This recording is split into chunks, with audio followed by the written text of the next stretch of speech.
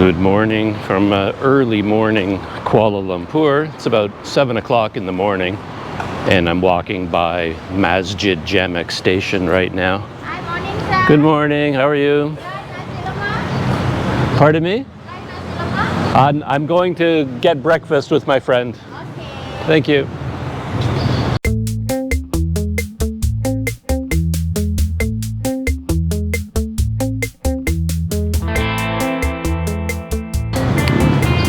Yeah, it's very, I've talked about this before, it's very convenient in places like KL.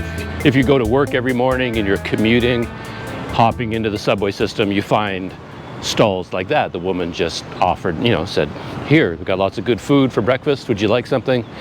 And yeah, you can just grab something really good on your way to work. It feels like when I was a working commuter back in Canada briefly, for brief periods of time here and there, the best you can do is an oatmeal muffin and a cup of coffee. You're not going to find a spread of food like that, just at the side of the road on the sidewalk waiting for you. So yeah, it's a great thing about this part of the world. And I said to her, I don't know if I made any sense there or not. I'm not quite awake yet, so I'm sort of babbling that I didn't want to order any food from her, get any food from her stall, because I'm on my way to meet someone for breakfast, and I'm meeting Matthew. And Matthew, if you've been following my channel for a little while, you might remember he was a very kind local man here in Kuala Lumpur who gave me and my bicycle a ride to Port Dickson, so that I could catch my ferry to Sumatra. I don't know what is going on here. I'm walking to Pasar Seni station, and as often happens in KL, whether you're cycling, walking, driving, you run into construction. I've never seen this before. There's like construction barriers along there and here. Okay, so I see people. I think I can go this way, but yeah, you always have to navigate your way. There's always some kind of a challenge. Keeps you on your toes, keeps life interesting. So yeah, I don't know what's going on in the middle here. Seems to be blocked off, but there's no obvious construction going on, so I don't know what the deal is, but it looks like maybe I can go here and then get around this barrier on the other side. I hope so, otherwise I have to turn around and come all the way back. I made it through.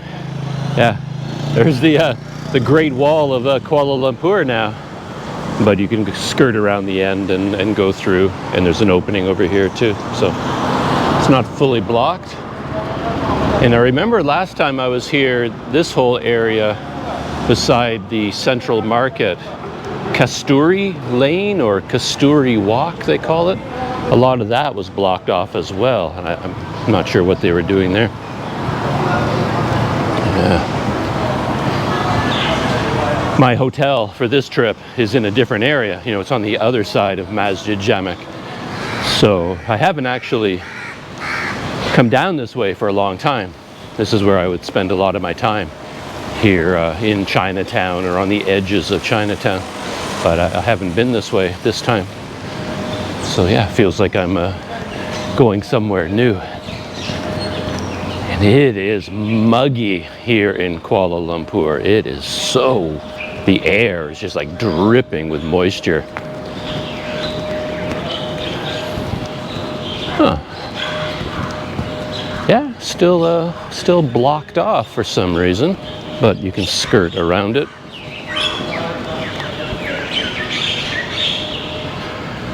That's what I mean here. There's maybe it's just, yeah, I guess it's not a construction thing, just considered private property. This is where they put all the food stalls during the day, and it looks like they just keep it closed at night. I'm guessing that's a response to the homeless population, because this whole street here heading towards a park and Kojoy Hotel in that direction. A lot of homeless people live in this area, so they're sleeping outside. And I think they've barricaded this place at night, and they have a security guard here. And I'm guessing it's to keep the homeless out of this area at night, because it has a rooftop, so everyone wants to sleep underneath the roof, I guess. Yeah, Kasturi Walk. Looks like it might be back into full swing again. Maybe that's why it was empty before. They were preparing to build all these new kiosks. Look at them. I think these are all new. A whole series of small kiosks. Yeah, so now they're all matching. Interesting. Yeah. It's an open question whether that's a good change or not. Now it all looks kind of uniform, like every shop looks exactly the same, no matter what it is they're selling. So there's no individuality with all the shops now.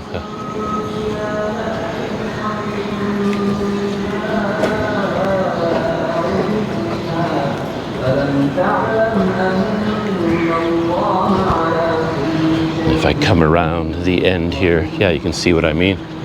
The entire way down now, everyone is exactly the same. Yeah, so that's what they were doing, I guess. Last time I was here, they were preparing for this big change.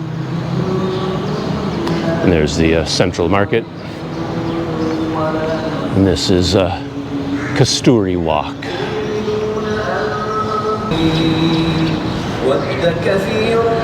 Very well-known restaurant. I've eaten here a number of times. Yusuf Dan Zakir Nasi Kandar place. Very old restaurant, very popular. And I'm just heading to Pasar Seni. Going to hop on the Kajang line to go meet with Matthew. I was here just a short time ago, and yet it just sort of feels like a walk down memory lane, like I haven't been here forever. 'Cause this is my old home. That small door right there is the door to a hostel where I stayed for quite a while on various trips in and out of KL. And that's where I stored my bicycle before my fated trip to Myanmar, because I put my bicycle in there, up there on the top floor, and then I got stuck in Thailand, and I couldn't get back into Malaysia because of the pandemic, and I couldn't get my bicycle back until the border reopened. So there's quite a bit of history for me in this neighborhood.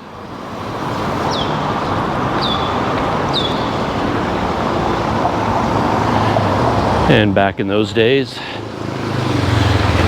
Vini Jaya over there, that was a place where I often got my lunch, got a big meal there.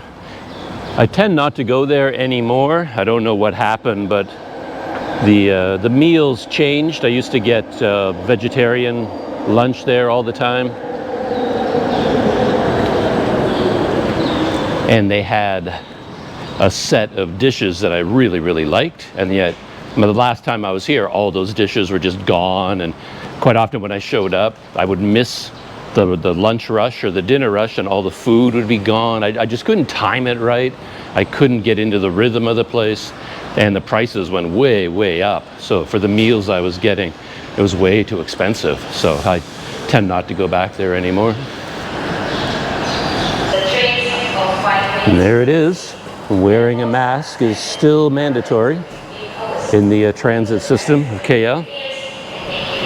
And I have the power of touch and go.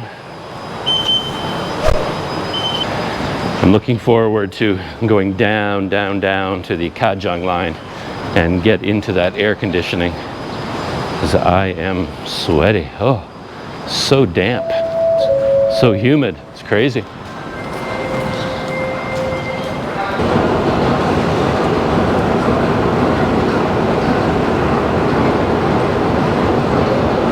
Saying goodbye to the outside world. But I'll be back out in a minute. The Kajang line goes above ground for quite a ways on its way to the north where I'm headed. There's some sort of an art display here.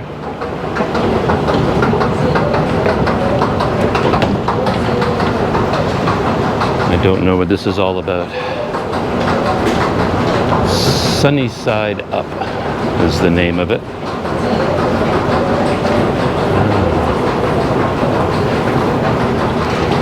Early morning commuter rush.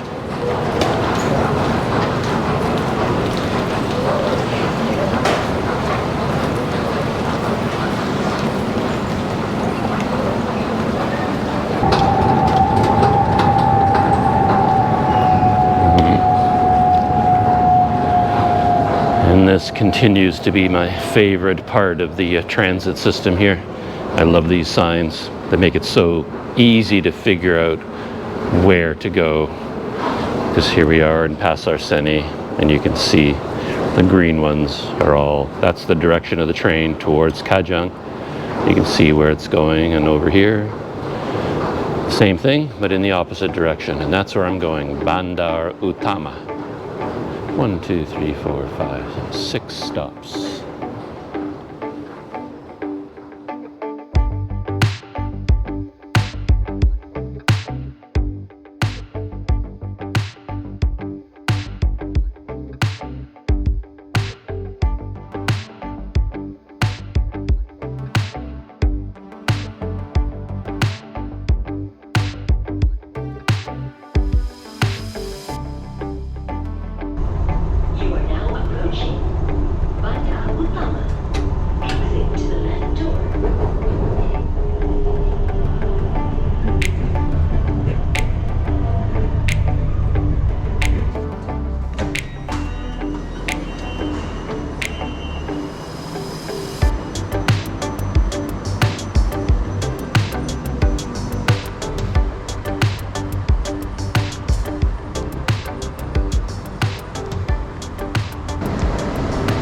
Arrived at Bandar Utama, power of the touch and go.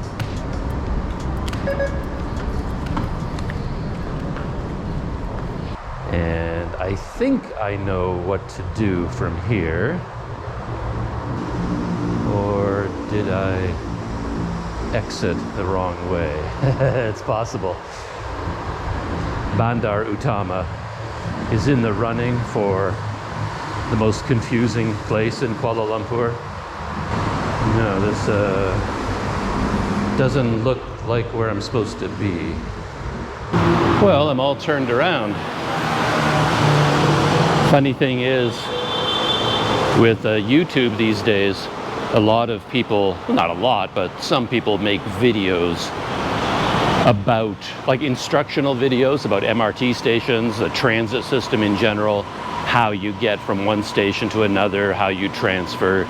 And Matthew actually shot a video of this exact station, showing on video how to go down to where I'm supposed to meet him. And I watched the video and then got all his instructions, and he sent photographs, and yet I still got it wrong, I think. I'm hoping that when I get to the other side, it will look more familiar and look like where I'm supposed to be. I thought I had it all straight in my head, but yeah, I don't know where I'm going right now. I think to get to where I want to go, I have to be in that tunnel over there. I'm in the wrong tunnel. So yeah, okay, I can get out here. Maybe this is where I need to be, or I've got to go all the way back along that other tunnel over there. I think if I see the area, I will know, I will recognize it, or I won't. Let's see, fingers crossed. No, there's nothing there that looks familiar, so I don't know what to do now. I guess I'll fire up his video on YouTube and watch a bit of it again and see if I can figure it out. but it looked really straightforward. You just exit from the MRT, and then right there, there's supposed to be a couple of escalators or stairs going down, but there's no stairs or escalators there. And I didn't see any over here, and I didn't see any over there either, but I don't know. As I said, this place, Utama in general, just, or maybe,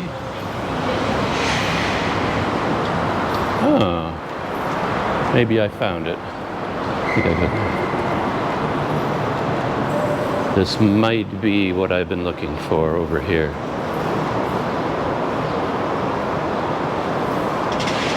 I watched the video, and it turns out in the video there's a jump.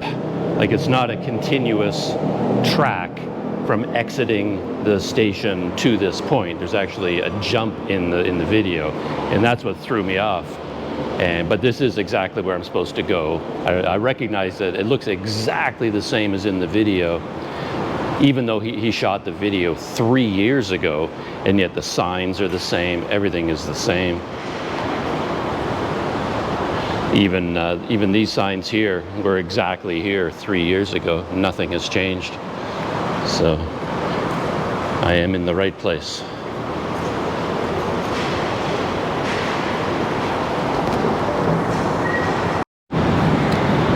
And here I am in the bowels of the passenger pickup drop-off area, and the bus area, and the taxi area. So this is where I'm supposed to be.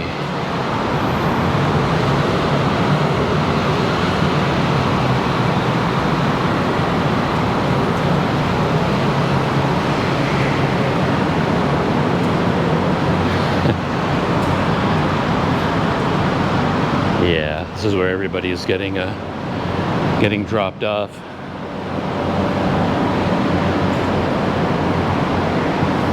And there he is.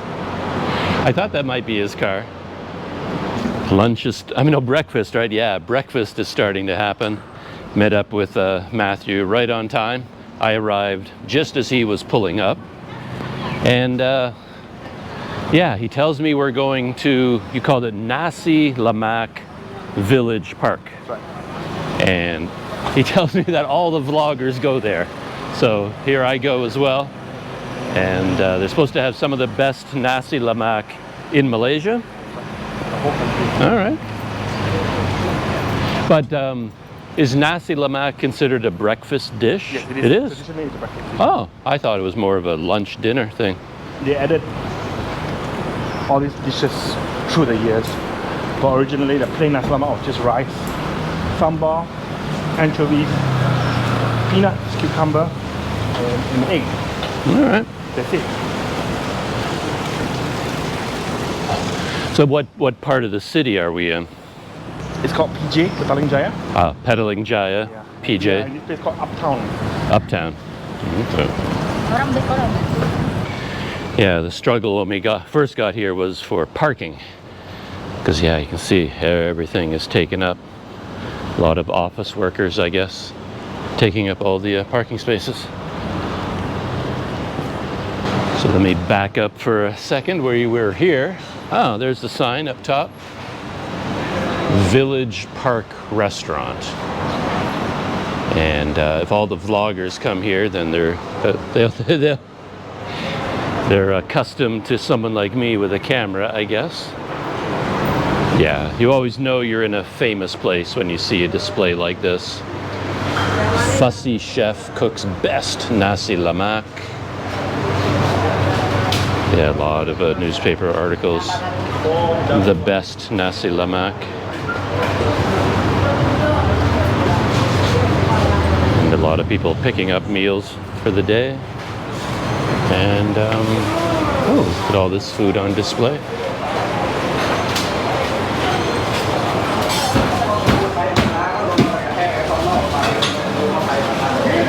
Wow, it's like kind of an assembly line operation. I guess for all the office workers, they would come in and get lunch. Oh, it's like, yeah, assembly line, putting it all together. Nasi Lemak. And there, yeah, Nasi Lemak to go. Wow. Super popular. Now we have to find Matthew.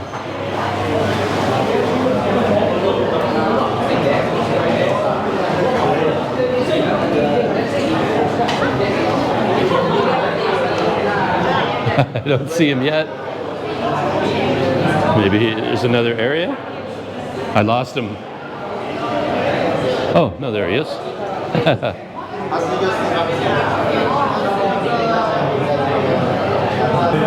So I was asking Matthew about what it is about Nasi Lemak that interests Malaysians so much. I mean, what is it about it that makes it so popular?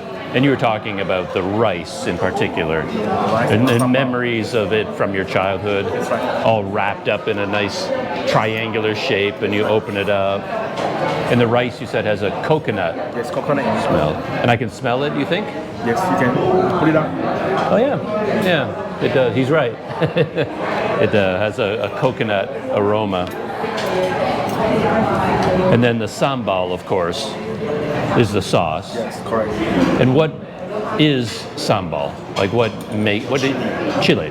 Dried chili that is paste, you know, it's a chili Okay. paste that's mixed and fried with some spices. Okay. And what's the fish again? It's Anchovies. anchovies. So there's also anchovies. That you must have that for it to be Nasi Lemak. It has to have anchovies. No, I like this.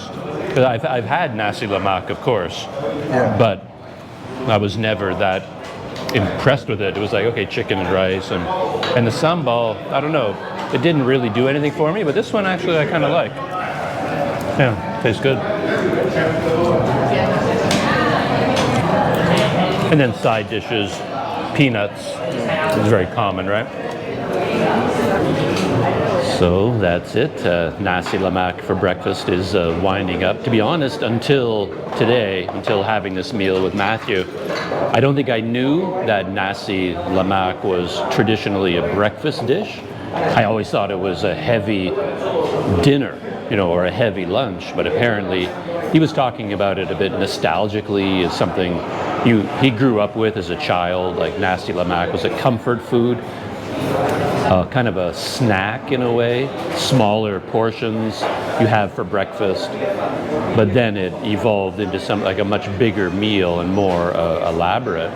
I didn't realize that, and I'm not a food expert at all, and don't know a whole lot about Nasi Lemak or any traditional dishes, but I've had it a few times in Malaysia, and I don't know why, but this one does seem to taste the best to me. I enjoyed this Nasi Lemak more than I've enjoyed any other.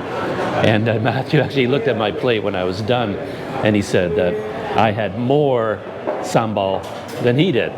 So yeah, I was sort of scooping it onto my rice. And normally I don't do that because I do find it too spicy.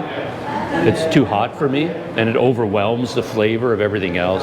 It's not so much that it's spicy, but it's too much flavor, and it's all I taste. But this time, I just kept adding it, and yeah, it tasted fine. So yeah, it really suited my palate, this Nasi Lemak. So anyway, we are heading out. That's my Nasi Lemak experience. I was just talking with Matthew about the area where we went to this restaurant. I guess it's called Uptown? Yes, Uptown Damansara.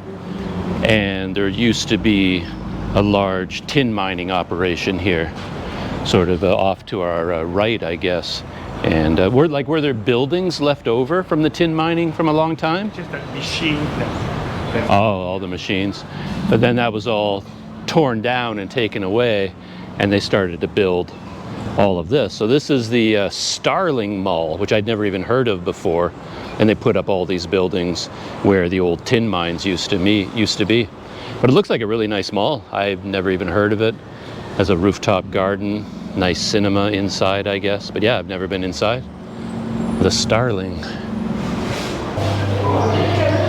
Just a quick look at our next meal. We went from a traditional breakfast of Nasi Lemak at apparently one of the most famous places in Malaysia to get Nasi Lemak, and we went from there for lunch to A&W, which is kind of interesting. Yeah, I guess one thing A&W is famous for is what I have on my table right now, the root beer, which the last time I tasted root beer, I couldn't even guess. So let's give this root beer a taste. I mean, it looks the same as Coke, you know, it's got the same coloring.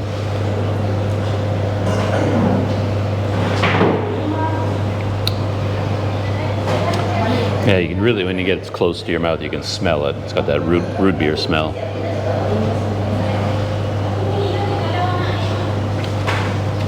Yeah, that's root beer, all right.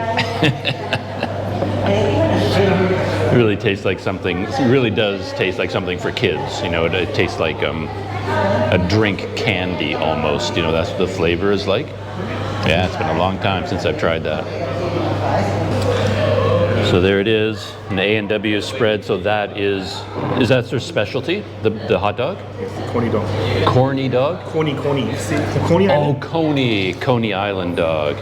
And I just went for a traditional double cheeseburger, and then we've got various chicken nuggets and fries with root beer. double tubs of root beer. So that's lunch.